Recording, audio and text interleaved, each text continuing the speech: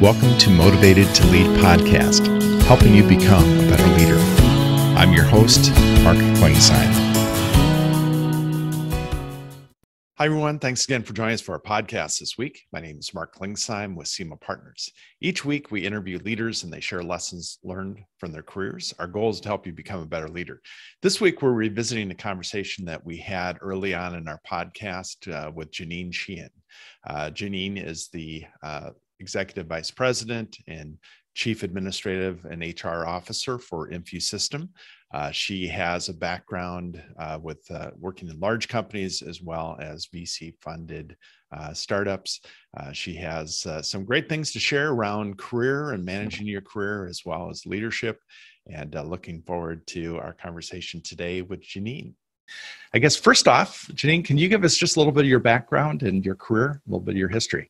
Happily, and thanks for having me, Mark. So I will start with where I am today, and then I'll start over and share some of my early journeys with you. Sure.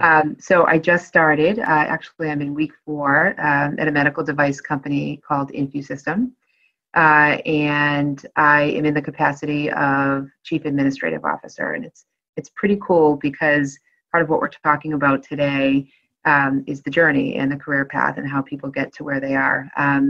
And so this will be certainly leading the HR function, which I know is the broader part of your audience for this particular podcast. But it also will dovetail into broader work, which is really fun. So things like mergers and acquisitions and board work, which is always really cool, particularly for CHRO. So where I started is interesting. Right out of school, I started at Accenture, which used to be Anderson Consulting, and I started in an administrative capacity. And then I followed that to Digitas, formerly Bronner Schlossberg. And I have to say, starting my career in an administrative capacity was extremely beneficial because it serves me even today. So being able to, whip your way around Microsoft products, whether it's PowerPoint, Word, Excel, and just having those administrative skills is a huge value add. And it also opened a lot of doors for me too, because the executives that I supported at the time saw a lot of the potential that I had just by some of the work that I did. So that's how I started my career. And when I was in my final administrative assistant position, I supported human resources. And I got my first generalist position, worked my way up, and then went to larger companies. And then I took a completely radical shift. So I had worked at large publicly traded companies. And then I looked back, I had enrolled in business school, and I was ready to make a change. And I said, okay, what is something that I've never done? So I've worked at large publicly traded companies as middle line manager, director. Sure. And I had seen companies go public. I had seen them go private. Had helped in that process. But what I hadn't done is I hadn't worked for a private equity or VC-backed company that was just going through their series, say C, and in hypergrowth. And so that was the job that I just recently had with a company called Crimson Hexagon. They were still are PE-backed company, around 45 million in revenues, very high growth plans. Funded by multiple sets of investors, and they had just finished their Series C when I joined. So I'll pause there for a minute and make sure I'm answering your question as I absolutely keep going. So one of the questions we ask every executive that we interview is, knowing what you know now and looking back on your career, is there anything particular that you would tell your 22-year-old self if you could go back in time? And what advice would you give? I would say this might sound a little, I don't know, it's okay to start at the bottom and work your way up, and that you shouldn't underestimate the value of the skill set you learn starting at a very junior position and working your way up. And I know that's hard today because we have so many tools at our disposal, and in fairness, the curve is faster now.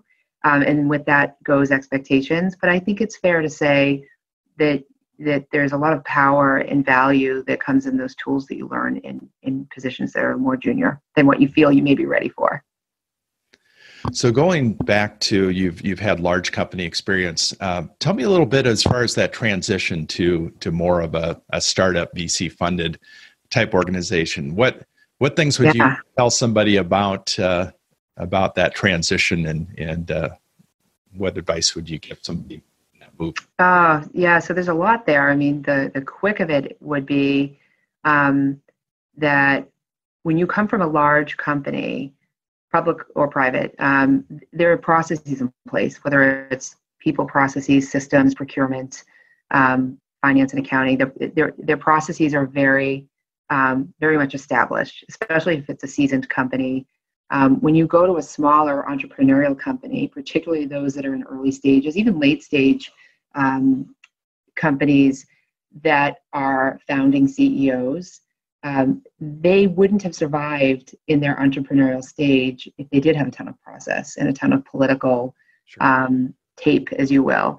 And yet your job is to come into that company. The reason they go after someone that has that large company experience and bring them in is they want you to take that experience and help this company grow. They want you to put processes and procedures in place.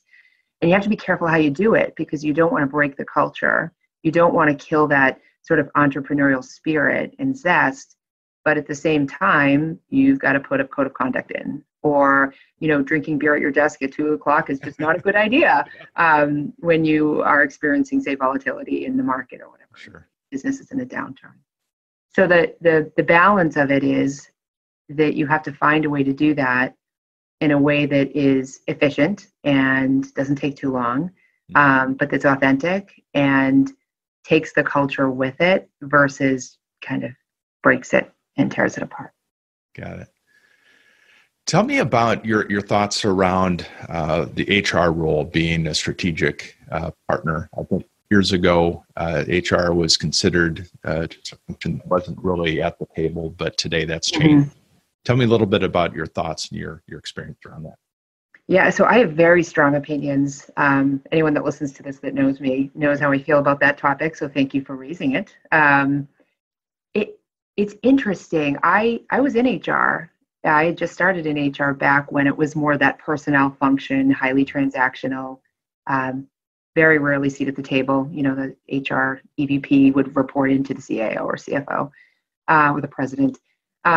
Today it's different, and we've earned our seat at the table, and you have to continue to add value, and you have to continue to show up.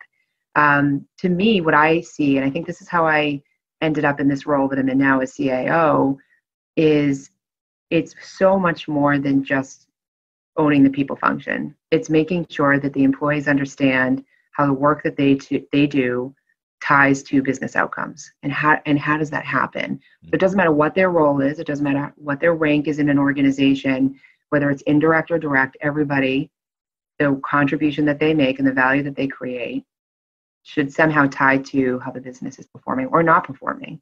And so the strategic role in HR, in my opinion, is really helping thread that needle and helping the employees understand where that value creation is.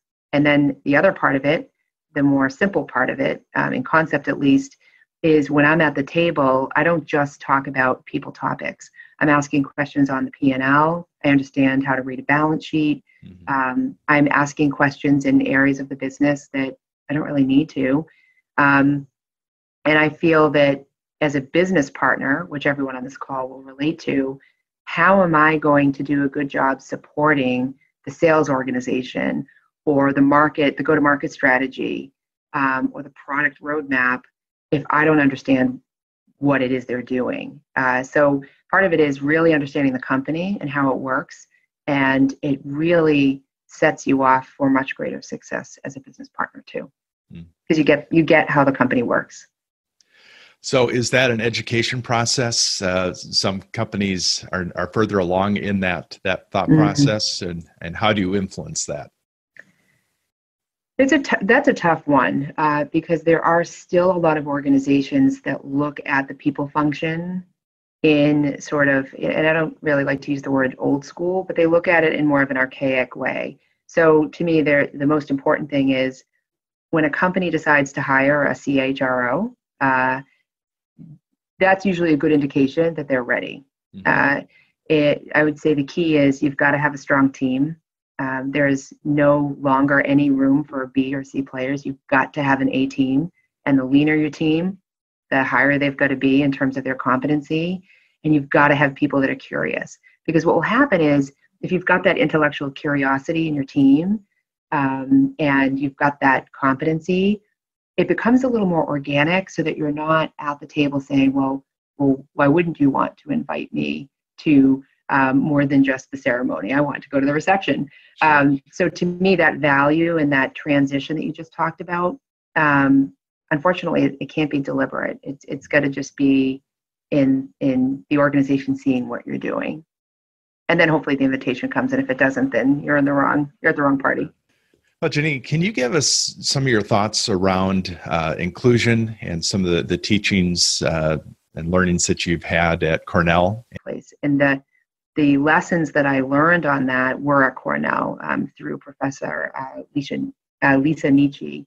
And the concept there that I feel very acutely, I feel it myself, even in the current organization where there's room to grow, is that there's this idea that companies still focus so much today on diversity and checking the box and the sociodemographics, or making sure that they go after a certain population in the workforce that either makes them look better or makes them feel like they're hitting all the D&I checkboxes.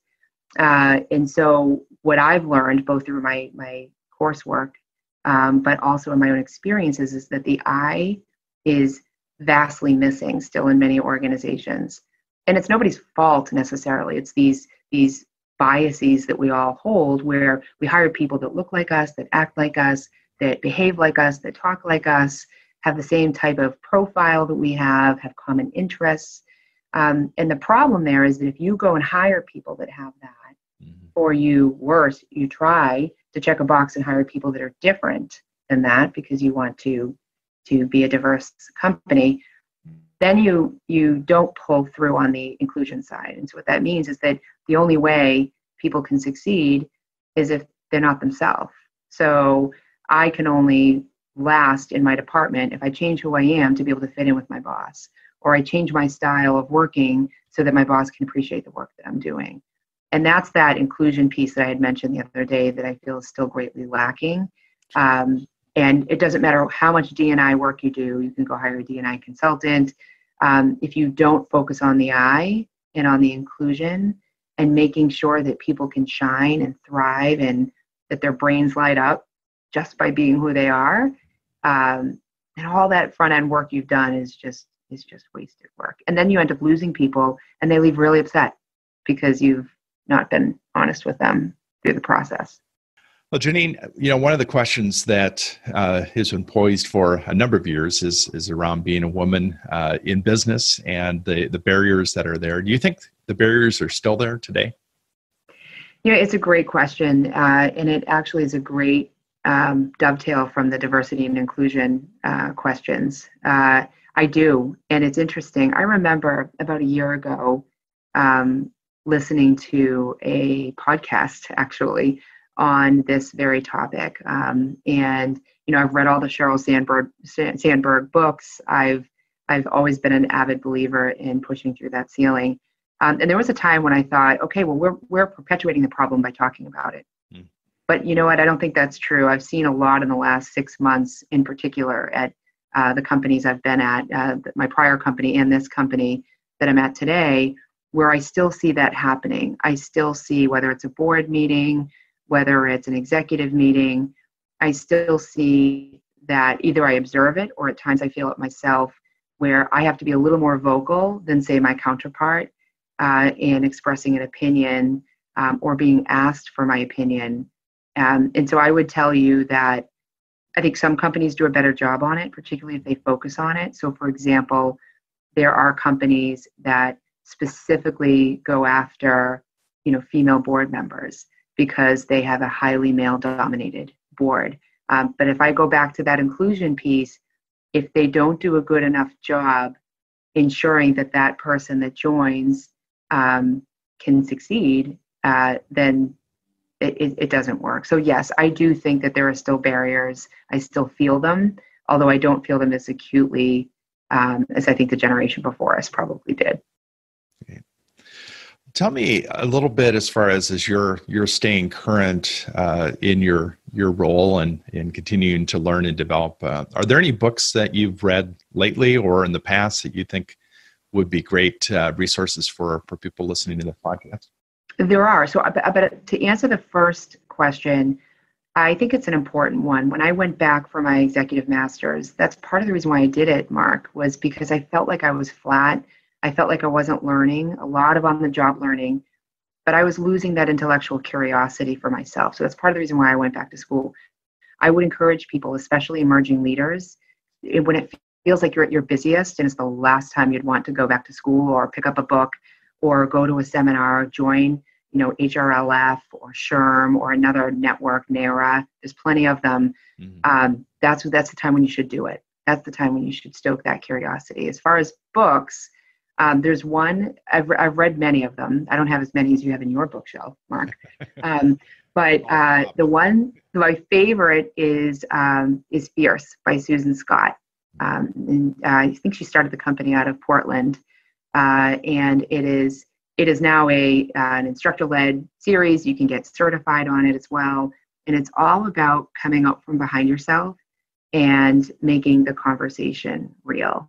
And being able to, whether it's conflict mastery, whether it's personal or professional challenges you have, it's all about the relationship and that every conversation you have counts. So Susan Scott, Fierce, and again, they've got an amazing learning program too that you can bring into your organization. Talk a little bit, we heard so many years ago, back when I first started in executive search, the war for talent was a big issue, and it seems like that continues today as far as with the record unemployment rates and companies really struggling to get right people in the right spots. Tell me a little bit about your thoughts around the war for talent and how do companies deal with that? Yeah, it's a big problem, and there's a few reasons why it is. So it's certainly the employment rate. And we talked the other day that it's at a record low, but also for an extraordinary period of time. So that's your first hurdle. But the other hurdle that I think is worth discussion is the population. So now we have a highly driven millennial population where loyalty means something very different than what it looked like even 10 years ago, and that's going to continue to shift. And so what I mean by that is that your employee could be as engaged as possible, and you still are lucky if you get 3 to 5 years out of them. And so that's your challenge is it doesn't matter how engaged you keep your workforce. I mean, it matters. But when it comes to this topic, the clock is ticking the minute they start. And so you have the unemployment rate being at an all-time low. You've got a population that turns much more frequently, and they're curious, so they're constantly on the move. And so as far as how you compete against the war for talent, to me, it feels like it's all about your employee brand, right? So if you think about a company that invests a ton of money into marketing, and the best companies do, your employee brand is your internal marketing, internal to get your external people, of course. And what I mean by that is what types of programs are you putting in place to go after that passive talent population? Because they're not applying for jobs. They're not going through Indeed. They're being plucked from organizations in most cases. So what do you use? Do you use LinkedIn? What is your strategy? How do you recruit? How do you hunt for that talent? And you know what that's like. And then once you get them, what are you doing to differentiate yourself as an employer versus another company? And once you get that person on the phone, sure, you have got a great opportunity to sell. But until you get them on the phone, you've got to make sure your LinkedIn company profile is really exciting and provocative to the extent it can be. And then once they go onto your careers page, what's there? How do you excite that candidate just like you would a shopper going on a website? If you think through that, how many people are clicking through, and what type of caliber are you getting? And then once you get them in the door, Mark, it's really about taking that employee branding and that value prop inside and coming up with key retention levers to keep that talent as long as you can. But the war never stops. It's just really about what you can do to keep your talent as long as you can. The retention part of it is definitely an issue. And as you mentioned with the next generation workers, that they look at work differently as far as it's more of almost like a project versus a lifetime. That's interesting. Service. Yeah. So, how do companies engage as far as is it more that giving them a mission? It's a great question. And I have to tell you, I haven't figured it all out. What I can tell you is the experience that I've had, again, having an extremely strong HR team and being privileged to work with really good executives, is you don't shut them out. So we're talking about millennials, right? Because that's where your highest risk is. You don't want to shut them out. I mean, one of my biggest pet peeves is when I hear executives say, well, they don't know what they're doing. They're 32. They have no experience. They just don't get it. And it's like, well, they're going to be your boss in a couple of years. So you better help them get it. But I think it's about, they want a voice. So, when I really break it down and I think about how I was 10 years ago, I wanted a raise and I wanted a different position and I wanted an opportunity. I had the same thoughts they have. I just didn't have the strength or the courage, or it wasn't appropriate to voice it. But my mind didn't think any differently. So the only difference is now, other than their pace is a little bit quicker, because the opportunities, I mean, there's a million high-tech companies. Those companies didn't exist years ago. Sure. Is that they have more courage. They're raised by different, parents.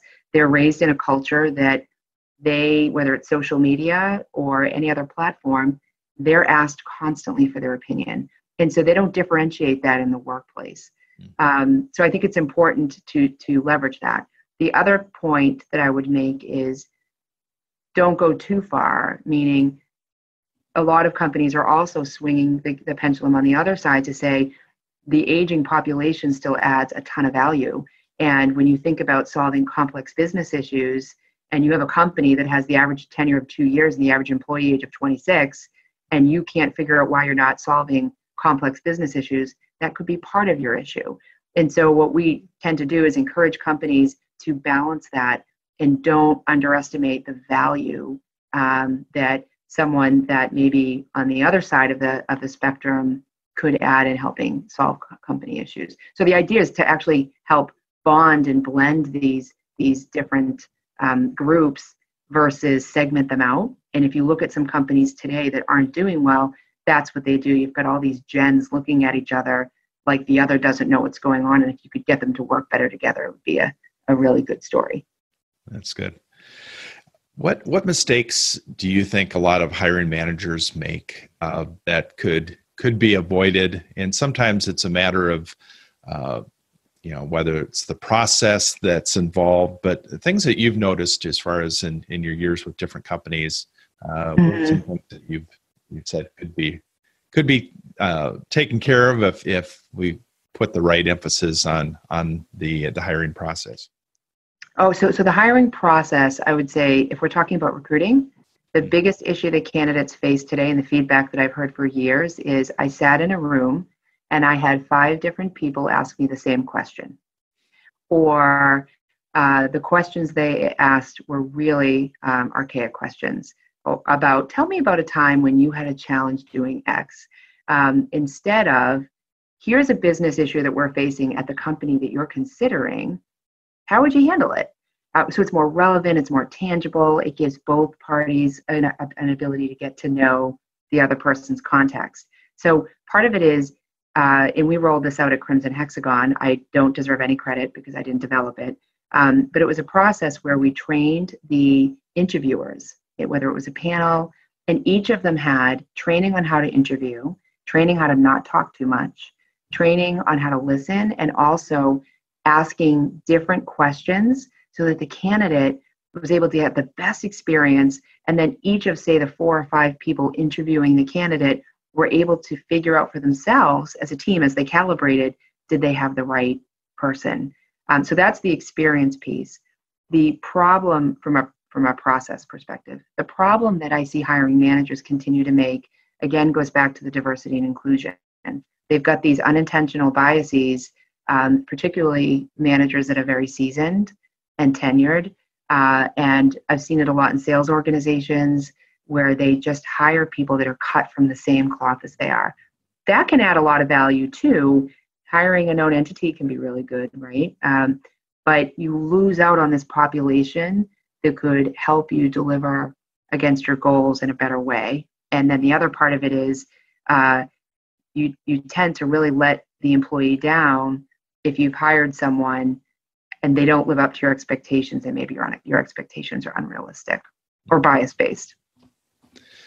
And looking at the interview process, and you've mentioned as far as some of the interview questions have been asked over and over, and most candidates have experienced those. Are there any that you feel are worth asking in an interview setting that you think get to kind of a core of who a person is? I actually, so I'm a little non-traditional. I don't believe in asking questions in interviews that are scripted. In other words, anybody, especially if they're canned questions, I'm going to come in with a canned response. So the best way, if you're a really good HR practitioner, you've got a good gut. And so just by having a conversation, now you don't want it to be unstructured completely. You don't want to just chat about how your Sunday went. But if you go in and talk about business challenges, or say to someone, tell me a little bit about your experience at your last company. What were some of the things that drove you crazy? What were some of the things that you feel really, really good about? Kind of like the questions you're asking me. If this was an interview, you would have a really good idea based on what I've talked about, whether or not I could do the job.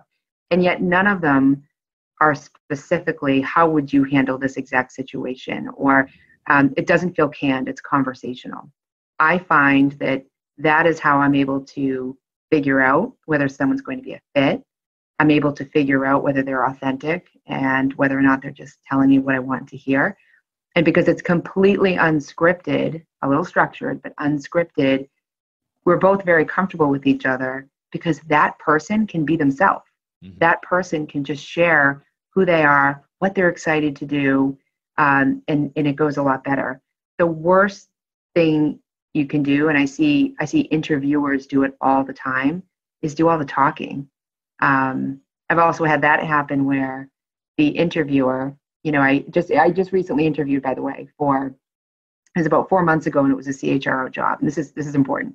And I met with about 15 people, and that alone over 2 days was exhausting. So it was 2 days, 15 people, and I might have talked for about 45 minutes in total. So there's no need to go any further on what that experience was. Sure. But I knew that it wasn't the right job for me.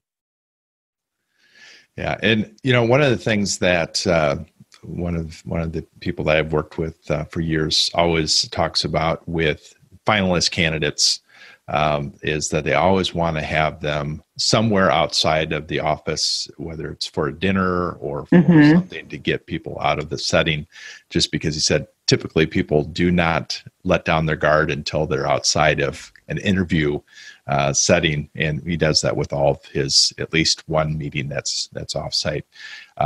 Tell me about just how many interviews do you think to get to that final decision? There's some companies that overdo it, maybe wear out the candidates, but you want to make sure that you're making the right decision. Any thoughts around that as far as from your experience?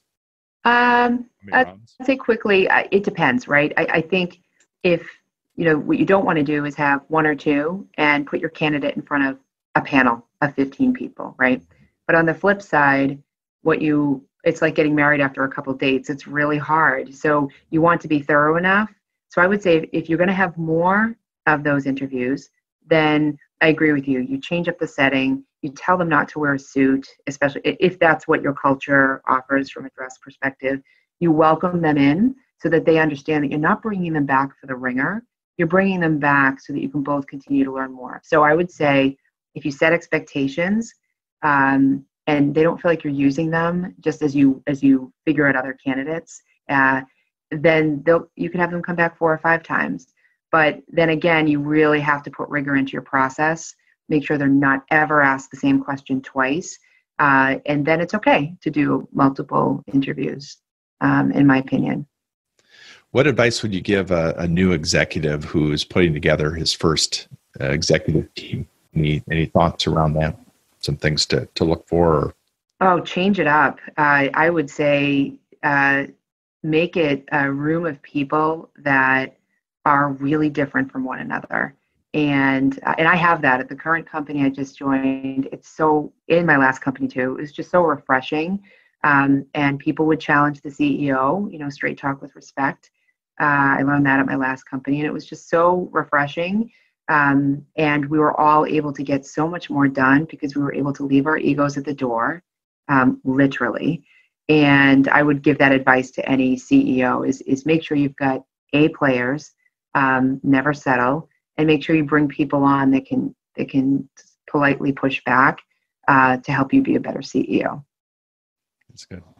Any parting advice that you would give someone as they're either in their early part of their career or maybe they're in their mid-career?